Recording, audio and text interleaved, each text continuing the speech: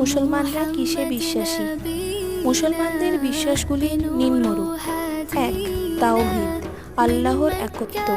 বিশ্বের সবকিছুর উৎস হলো এক এবং একমাত্র সৃষ্টিকর্তা আল্লাহ।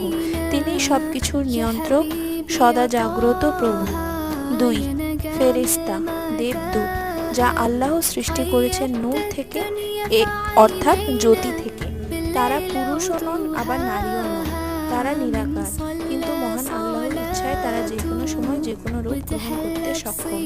3. ঐশী গ্রন্থ সমূহ।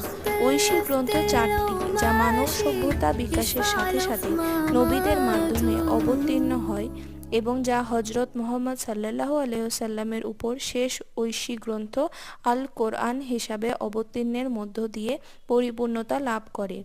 তাওরাত মুসা আলাইহিস সালামের অবতীর্ণ, জবুর দাউদ আলাইহিস সালামের